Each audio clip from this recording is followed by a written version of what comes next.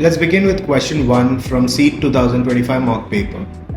This is from the sketching section and it's mandatory 20 marks question. Now this one is really fun and action packed. Let me just read out first. There are two kids, Ka and Ki, are on an adventure trip in a forest. While exploring, suddenly a bear emerges and starts chasing them. The kids start running in panic through the forest. The fox is watching the whole scene. You have to sketch it the moment, but here's the twist from the fox point of view. Overall, if I explain this more briefly, I would just say that the last line is a key where you are sketching this from the fox perspective, and so your drawing should visually reflect that viewpoint. It's not front facing scene, but you need to imagine where the fox is and what does it sees. Also just remember, you only need to use black or any graphite pencil, no colors, and draw only in the space given in the actual test. So in this drawing, the entire scene is shown as if the fox is hiding behind the bushes, observing the drama unfold. At the front of the composition, we get a glimpse of the fox own's paws and bushy tail, giving us that the exact POV effect. This little details really helps us understand whose eyes we are looking through. Then come the action, where we can clearly see that Ka and Ki running in the full panic mode.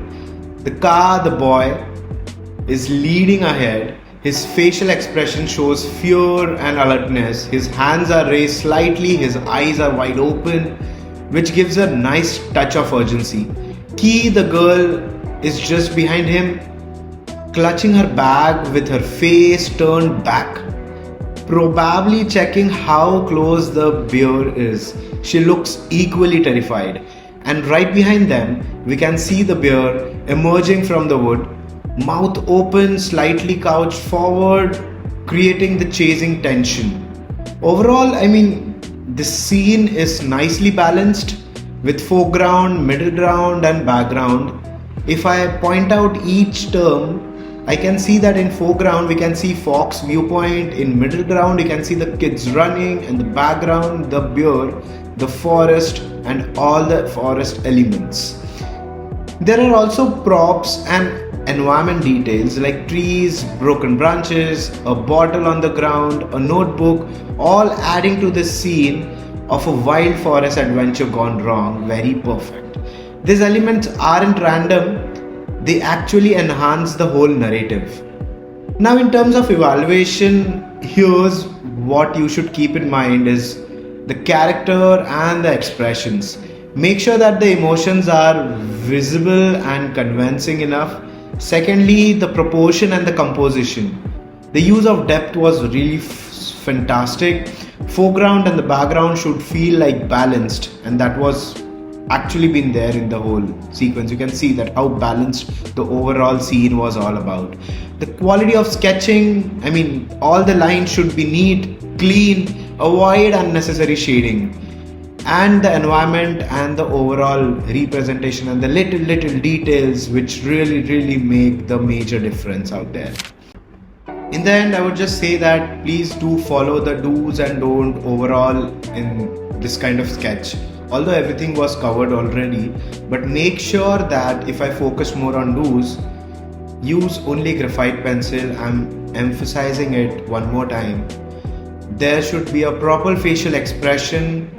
The kids are in shock in the overall sketch if you see this sketch properly. So these expressions are really important. The depth in the drawing, the fox view, it's really necessary. There should be primary, secondary, tertiary depth. And the lastly, if I just wanted to say that the simple background forest elements, the trees, the leaves, the dirt path, maybe a little motion through flying dust, the broken branches, flying leaves, that really add an extra layer to this particular sketch. Overall, the don'ts which you need to do is please don't use colors. There in the question it's already mentioned, only pencil. Overall, please don't go overboard with too many objects. Keep the overall focused on the storytelling part of it. So that was the question 1, and what a cinematic moment to draw. Just remember, the Fox point of view is very biggest storytelling tool here. Bring it alive with clean lines, good proportion, good storytelling and clear emotion, and you will nail it. Now let's move on to this one. It's a creativity based mandatory question for 20 marks, where you have given a 4-frame comic strip with 3 specific visual elements already included. A light bulb in the frame 1, a tap in a frame 2, and a spider in a frame 3. The 4th frame is left open for continuity. Your task is to, create a meaningful story sequence across the 4 frame. Ensure all the elements are visually and narratively connected. Add characters or props if needed, but don't overcomplicate it. Maintain a clear direction of sequence from left to right or right to left. Given an appropriate title to the story is what being asked from this particular type of question. If we focus on the evaluation criteria for this one, you need to be very, very imaginative and creative. How unique and clever the story could be, right? The second thing is composition, which they are asking, where how well you have arranged all the visuals in this particular frame. Then the clarity of your drawing, the sketch quality, the clean lines is being expected from here. And lastly is the continuity part, where how smoothly the transition from all the frames completing this 4 frames flow is being going to be checked. Now let's move on to the answer section for this particular question, where the title of the story says Spider-Woman's Romance, an amazing title. The concept note is all about where the sketch sequence creatively turns a mundane morning into a surprising event. It shows a middle-aged man just waking up in his night suit, going about his routine, where in the first frame he switches on the light bulb, in the second walks up to the tap to wash his face, in the third frame he sips his coffee peacefully, and in the fourth, out of nowhere, a female spider swings down and kisses him, startling him completely. The story moves left to right, and the frames include curtains, wall titles, and expression that reflects shocks, routine, and humor, all adding up to a strong storytelling sketch. Now let's focus on the do's and don'ts for this particular sketch, where if I start with do's, you need to make sure that you need to build your story using all 3 given elements in a very meaningful flow. Use black, graphites or ink pen, anything, but we keep in mind that your sketch should be very visible and neat. Keep the character consistent. There should not look like there are multiple characters and overall everything is looking cluttered and unable to understand what exactly it is. If you are maintaining one character, please make sure that throughout all frames the whole character looks same.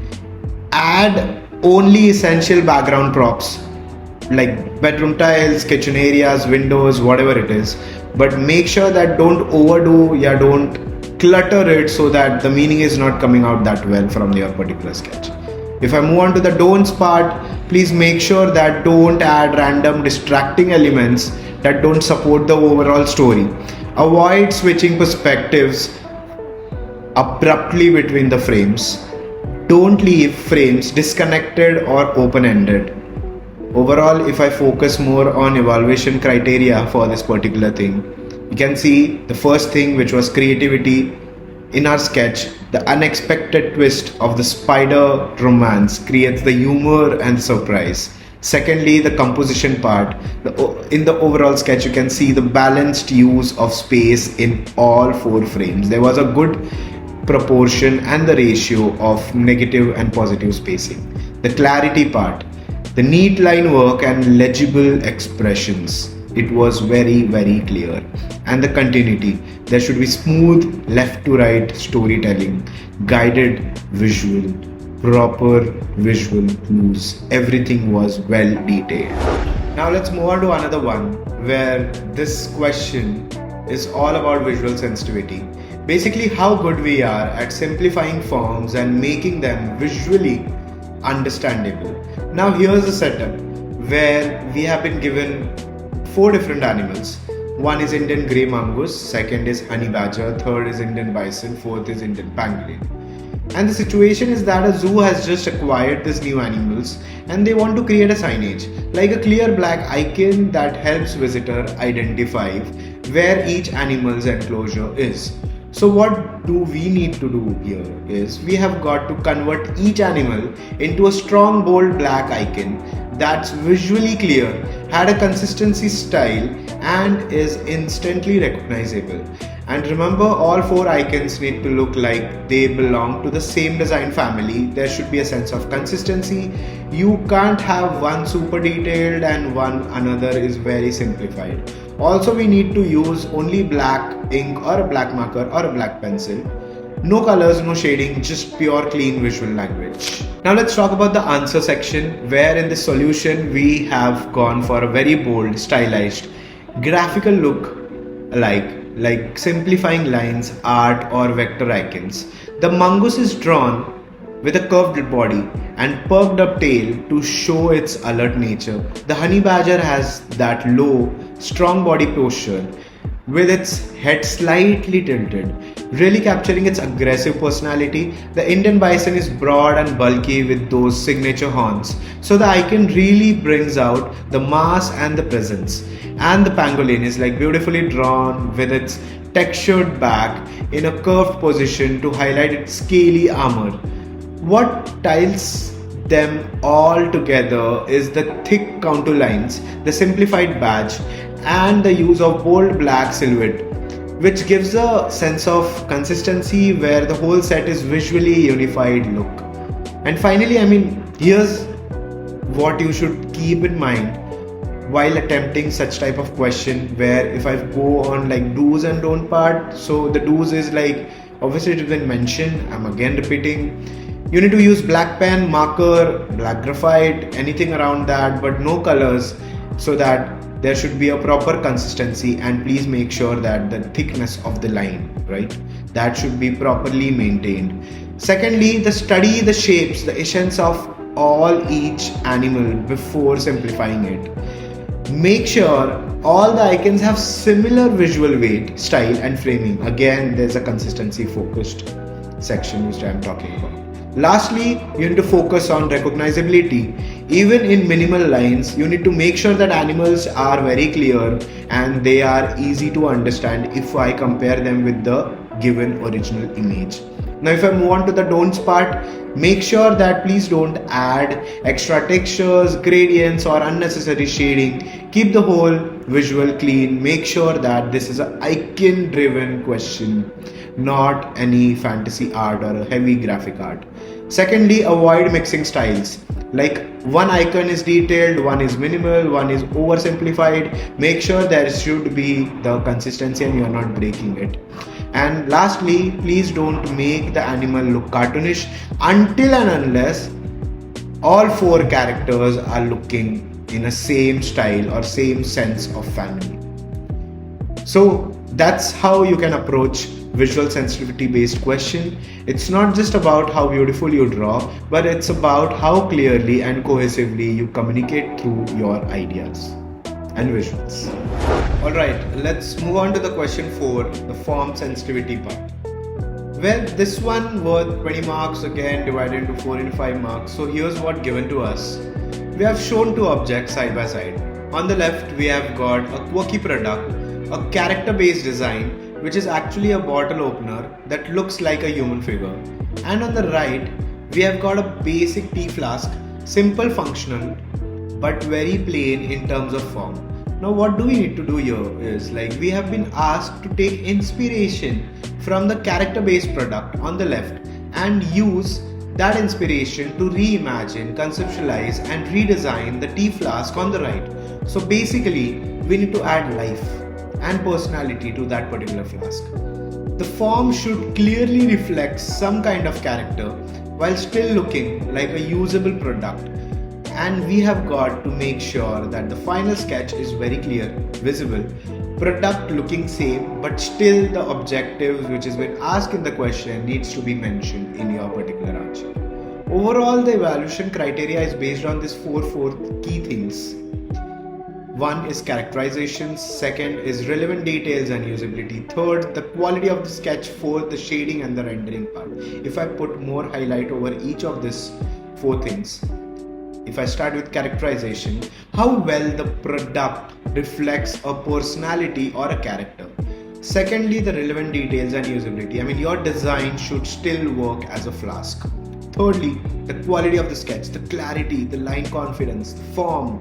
Lastly, the rendering and the shading. Make sure that your product, the form, looks 3D, 3D and readable, and yes, your product is not losing its product quality. It's looking the same and it's coming out in a more volumetric form rather than plain or 2D. Now let's talk about the answer. The sample solution transforms the flask into a stylized human figure. If you can see in that particular figure. So how does that do that? The top of the flask, if you see carefully, is treated as a character's head. Secondly, the spout becomes the mouth, adding a sense of expression. Third, if you look at the handle carefully, that turns into one of a hand on the hip, giving it some sass and attitude. The fourth part, if I see the flask body, overall silhouette looks like feminine, with a waistline and a proper broad base, adding both character, structure, the confidence, stability, perfect. So overall the flask now looks like a powerful character, almost like superhero kind of thing, while still functioning as a product, without losing its main product qualities, right? So if I move on to the overall do's and don't part of this particular thing, please make sure that, in do section, use the inspiration character creatively but keep it rooted in the function of the flask. Secondly, focus on the stylized body language that enhance the product form. Lastly, black lines. The black ink, black marker, graphite pencil, which gives a sense of clarity. Don't do over shading, over rendering, and precision in sketching needs to be proper. Please avoid using colors and unnecessary rendering. Don't lose slight sight over the details of the flask functionality while adding characters. Don't overdo details. The form should be consistent, maintained, simple, and yet it should come out impactful.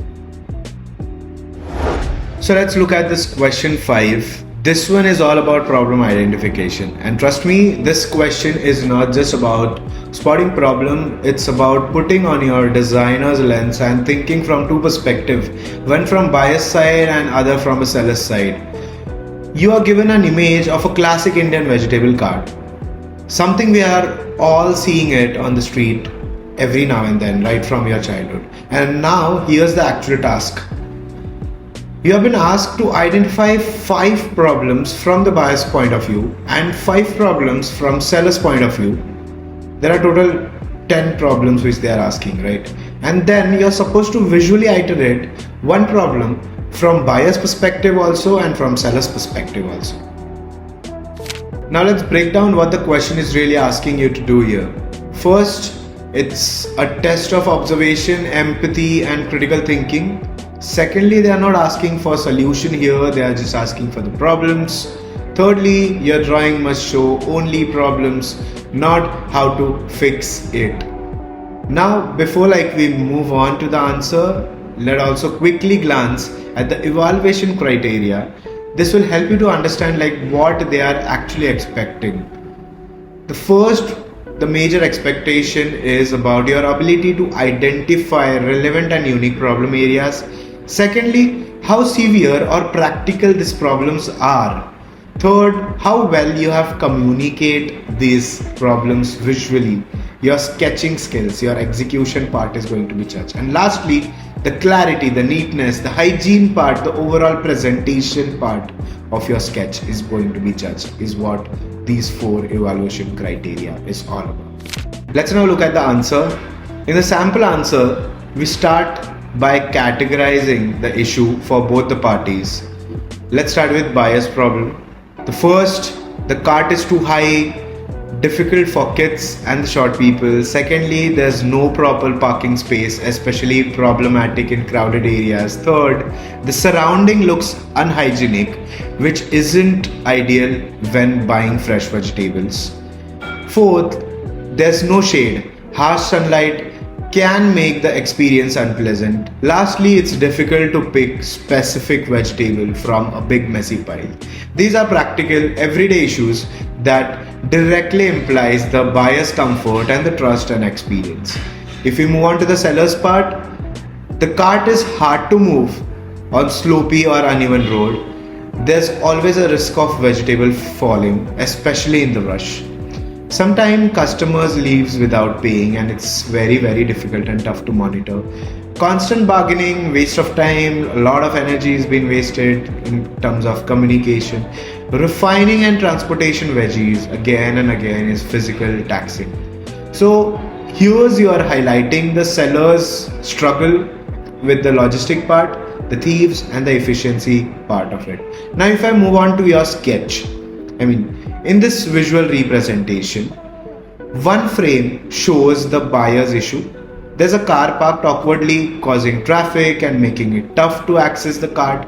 Secondly, the other shows the seller issues. Here's struggling to push the cart uphill. It's almost tipping. This visual are clearly to point out and focused not only problem, not just obviously we need to focus on solution, which is what and exactly has been expected here. Very simple, to the point, no too shady, no too, what we can say, overexposed, detailed, but simple to the point answer should be. Now let's move on to the do's and don't for this particular section. If we start with like what you should do, firstly is like that you need to focus on being very realistic. Practical problems, the one people face every day. You need to think beyond just what you see in the picture. Apply a broader understanding. Please make sure that you need to be very simple, clear line drawing to express whatever your thought process is. Your execution should be very problem effectively, and what you need to do is like simplistic approach, not heavy extra graphical things. If we focus more on like what you shouldn't do, is about please don't draw solutions. This question is only about identifying and representing the problem. Again and again I'm repeating the same thing. Lastly, please don't clutter your visual, keep it neat, legible and focused. My final thoughts is that this question is beautiful test of your ability to observe, emphasize and visually communicate everyday challenges in a thoughtful and structural way.